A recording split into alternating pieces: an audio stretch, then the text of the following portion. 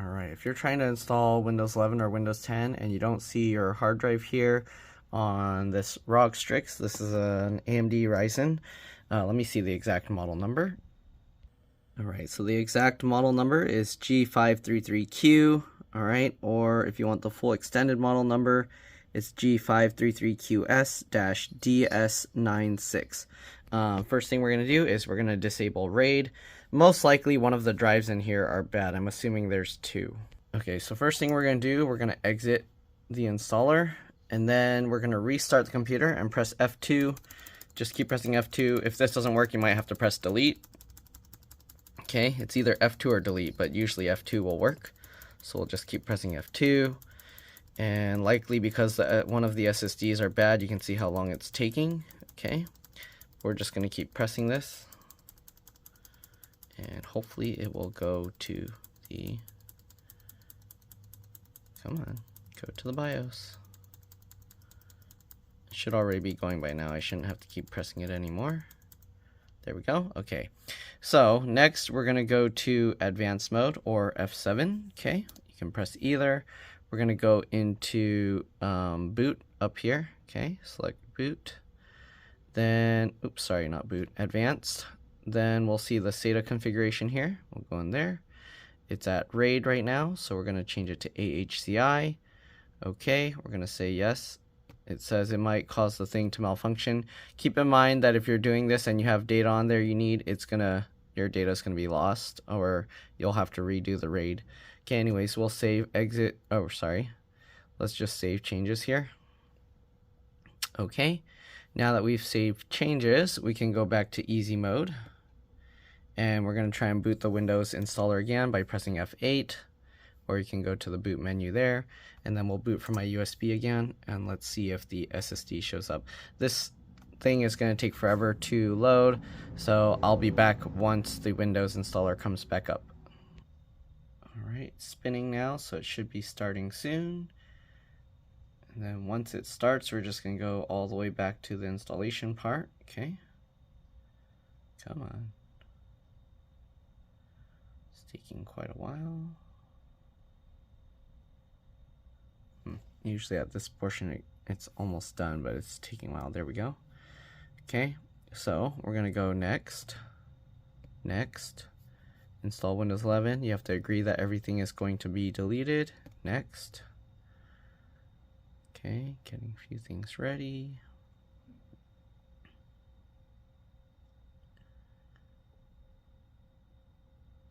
Alright, we'll accept. And searching for disks. And still nothing. Huh. So most likely both their SSDs are dead in that case. Yeah. Alright, anyways, if your SSDs aren't dead, that should fix it. If not, let me know. But as you can see, it's just showing my USB here. So I think their SSDs are actually completely dead. So I'm going to have to do a disassembly video on this laptop, but that's going to be a separate video. Anyways, hopefully this helped you guys with yours. If it didn't, let me know. Probably have to go through other settings and see what shows up there.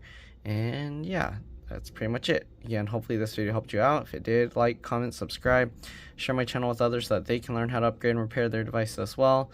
And if it helped you save a bunch of money, please consider contributing a little to the channel. Every little bit helps and allows me to continue making these videos for a living. Right, if you can't help out that way, it would help a lot if you could watch a few of my other videos and then like and comment on those as well, because that's what the algorithm likes to see. I also have another channel called It's Been Reviewed and More. That one I need to reach 1,000 subscribers, so if you can subscribe to that one, that would help a lot.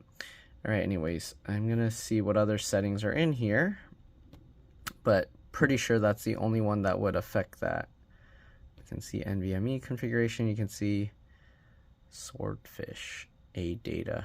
Yeah, it's probably the SSD. It's a 2 terabyte SSD, but I tend to see these ADATA SSDs don't really last too long. So my guess is that SSD in here is toast. Before it wasn't even showing that stuff, but now it's at least showing the drive. So if we go to boot, you can see now it actually shows the Windows Boot Manager in here. Before it wouldn't even show that. Okay.